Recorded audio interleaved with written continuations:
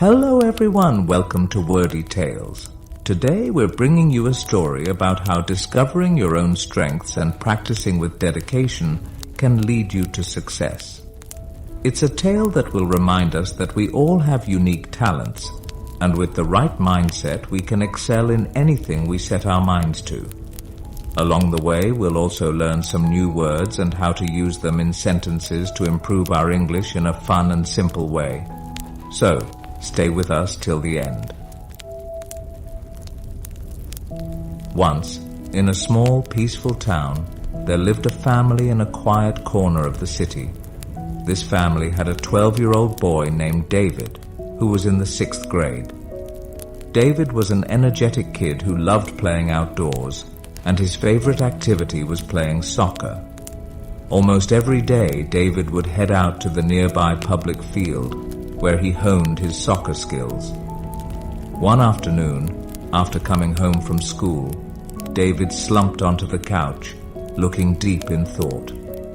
He opened a school book, stared at it for a moment, and then leaned back into the soft cushions with a dissatisfied look on his face. His father, who had just come in from the backyard, noticed this unusual behavior and walked over to his son. Sitting beside David, he asked what was bothering him. David explained that he had received a poor grade in math, but that wasn't what was truly upsetting him. He shared that his close friend and neighbor, Matt, always seemed to score high in math. No matter how hard David tried, he just couldn't seem to do as well. Hearing this, David's father went to get a glass of water to calm his son. Once David had relaxed a bit, his father took him outside to their small backyard garden, which was filled with shady trees and a peaceful atmosphere. "David," his father began, "I want you to understand 3 important lessons from what happened today. These are lessons that will guide you as you grow older." David, who deeply respected his father, was a bit confused but intrigued. "Can you explain those lessons, Dad?" he asked. "You will learn each lesson one by one through a challenge I will give you," his father replied with a gentle smile. After a brief pause, his father continued, "For the first lesson, I want you to invite Matt to play soccer with you tomorrow." David nodded, eager to find out what lesson his father had in mind. The next morning, the weather was bright and welcoming, and David went to school with his usual excitement. That afternoon, after school, he invited Matt to join him for a soccer game at the nearby field. As usual, David, who played soccer almost every day, dominated the match. He scored 3 goals, leading his team to a big victory. Meanwhile, Matt, who wasn't very familiar with soccer, struggled. He often lost the ball and made several mistakes. Despite this, everyone who played that day had a great time. Afterward, David cleaned up and hurried to meet his father in the backyard. "Dad, I played soccer with Matt today. What's the first lesson you want to teach me?" His father smiled knowingly and said, "Tell me how the game went." David described everything, from his 3 goals to how Matt wasn't very good at soccer. His father nodded and said, "Look at this, David. Matt may not be good at soccer, but he's great at math. Just like how you might struggle with math but excel at soccer. We're all different, and that's okay. We each have our own strengths and passions." David felt a wave of understanding wash over him. He realized that people are different and don't have to be the same. But, curious as always, he immediately asked about the second lesson. "For the second lesson," his father said, "I want you to pay close attention to Matt tomorrow at school. Keep track of how often you see him counting or working with numbers." The following day, David eagerly went to school, excited to complete his father's challenge. Throughout the day, he quietly observed Matt, noticing how often he was engaged in math-related tasks. After school, David passed the time playing soccer again until his father returned home. That evening, David approached his father and reported his findings.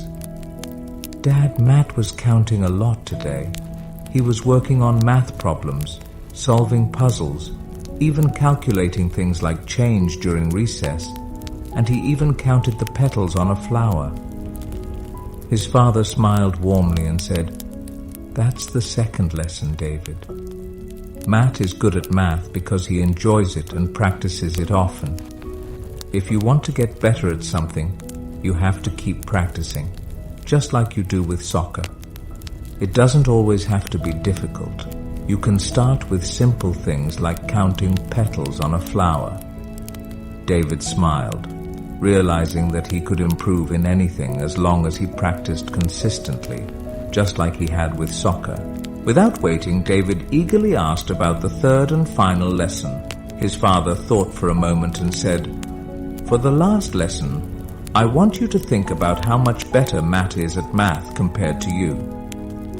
David paused for a second, then hesitantly replied, "I think Matt is about 3 times better at math than I am."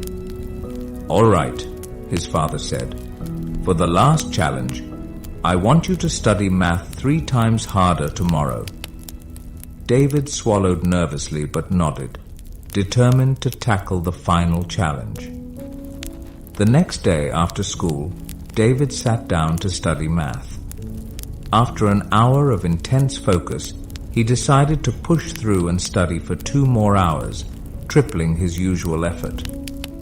But before he could finish, his head started to throb, and without realizing it, he fell asleep. Later, he was gently woken up by his father's soft tap.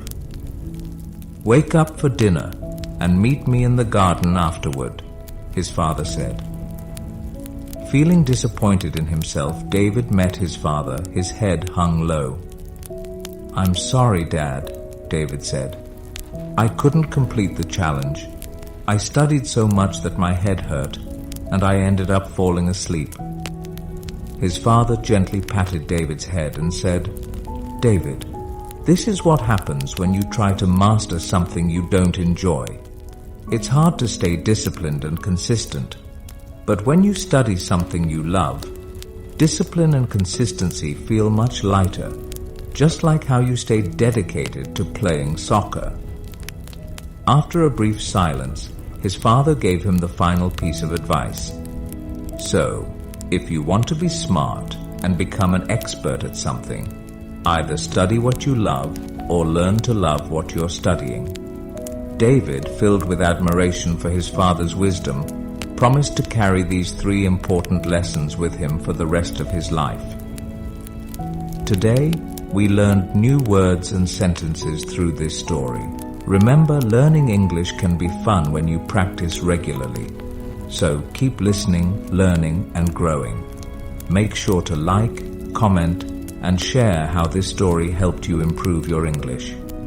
Thank you for watching, and I'll see you in the next story where we'll continue learning together.